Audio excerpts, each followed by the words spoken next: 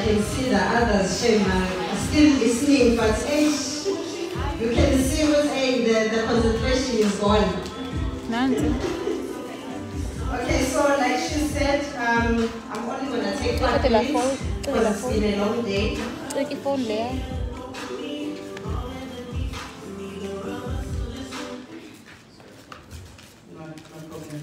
Okay, my topic is your background and circumstances may influence who you are, but you are responsible for who you become. Ne? Your background, and your circumstances, one room, double story, may influence who you are, but you are responsible for who you become. So on that topic, I'm going to tell you about my background because I'm sure my story is going to inspire most of you. So ngikhulele ezilalini. La ngikhulele khona where I grew up, we used to go to the river to fetch the water. We didn't have taps in the yard. We used to go to the forest to fetch the wood so that we can make fire and cook. And I'm sure most of you don't even do this nowadays, which means you are very blessed. When I grew up, I didn't have a person like Uzezile. We didn't have a person that took her time to teach us and to groom us. But Nina, I hope you realize how lucky and how fortunate you are, because you have someone that you can look up to. You have someone who does the events like this, where you get empowered and where you get the knowledge about many other things that happen in life. And also, iskolo engayakusona, iskolo sasezilalini, I didn't go to Model C school. And eskolweni we were only allowed to have short hair. We're not even allowed to plait our hair. And the skirts, the teachers will put a ruler from the knee to see how long or short your skirt is. That's how disciplined the school was. And then there were five of us at home. My dad was the only breadwinner. My mom had never worked in her life. And I wanted to go to university. If you haven't thought about what you want to be, maybe now is the time that you think about it. And my father, his highest education was Standard 2, which is grade 4 in your language. But my dad was such a great man. I was very close to my dad than my mom. So everything that I learned in life, my dad taught me. So when we went to school, we will walk a long distance before we could get to a bus stop, because the taxis were not as many as they are now. Whether it's raining, it's thundering, or it's cold in winter, we would walk to get to the bus stop. And then when I was doing grade 12, my dad said, although I don't have enough money for the university, but I'll make sure that you get the money for registration. And hence I'm saying to you, my topic today is your background may influence who you are, but you are responsible for what you become. So I went to university. I got my degree. I did business management and marketing. I graduated. I was lucky enough to get the bursary. And we didn't have electricity then. We were using the candles to study. And now you have electricity. So you are so blessed. You have everything you need actually. So you don't have an excuse. And then the 4th year, I did honors in business management and marketing. And then I started working. Now where I am, this whole place, the whole Wild Coast, I'm the marketing manager for the whole resort. But I grew up where? Is Nene.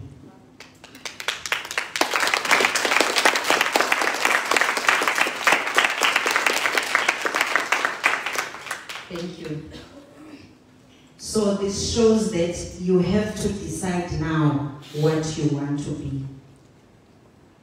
And the platform that Zizile has given you, it's giving you the confidence that you need to maneuver anything that's going to happen in your life. But once you leave this academy, because life goes on, once you leave it, it's up to you to ensure that you practice what you have been taught. And when you get to university, she's already spoken about it, what's the other things that goes on there.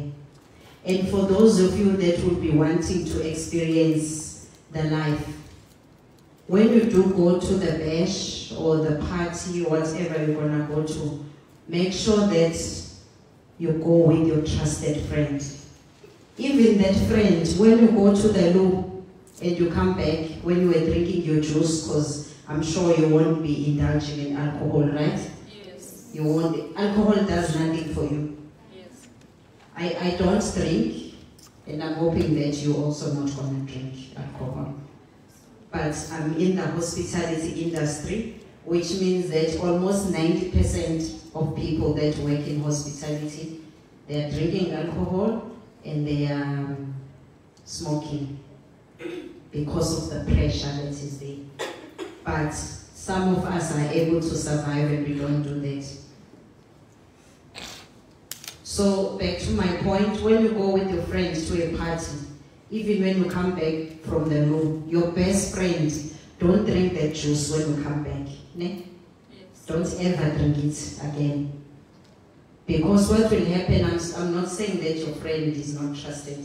What will happen is that that ugly person, that evil person, they're going to distract your friend and talk to her. And then while your friend is laughing, then they'll put something in your drink. So your friend won't be aware that your drink is no longer the juice. And then that's how people get raped, that's how people get killed. Because we know, as much as she said, you must rather stay in your rest, because some of you will stay in rest, or some of you will stay in that place that you'll be staying. But if you are those people that would want to go out, we're not saying don't go out, but once you go out, you need to be street smart. You must know what are the things that happen there. And you must guide each other. You must go as a group. And you must avoid all those places where now you need to leave that place at 3 in the morning. You are exposing yourself to all the bad things that happen to people. Again, your background influences who you are, but you decide who you become. Your parents won't be there anymore. So now, at my stage, like I told you, from a girl from Nene, I have honors in business management and marketing. I'm still studying. I'm doing the postgraduate diploma in business administration. I'm doing my last module now. I'm a mother. I have 3 kids, 2 boys and a girl. And I'm working a full-time job. And as you can see, I'm the finalist as well, which is a very uncomfortable stage for me. But because I said to myself, life doesn't end here, that's why I thought, let me do something different. Hence, I'm a finalist. And the main reason I'm doing that is for me to be inspired by all the other women that are out there. This pageant that I'm a finalist in is for the older women It's for the women that have kids already, the married women, the single parents. And it's a platform where we inspire each other and we share stories with each other, and we share the tips on how to groom our kids and how to give back to the community and how to give back to you, the young generation. And another thing that I need to leave you with while I'm leaving the stage is, once you've got your degree or your diploma, or you're one of those people that are not going to be lucky enough to get to university, that's not the end. There's always something to do. There's always something that you can do in order for you to continue with life. So don't ever give up.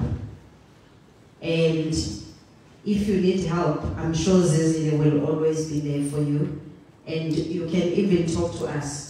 As this platform that you have here now, you need to make sure that you get the connections with other people, get their numbers, and if in future you need help from them, then you are able to contact them. Because then we are older, we've experienced a lot of things in life, which means we can help you with any situation that you might have. And if I can't help you, I'll be able to refer you to another person that will be able to help you.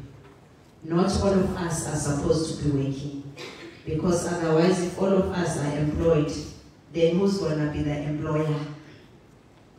Hence I'm saying, for some of you who won't go to university or college, you can still be the employer for the people that went to university. That's possible. But all of that is because you must choose who you want to become. Thank you.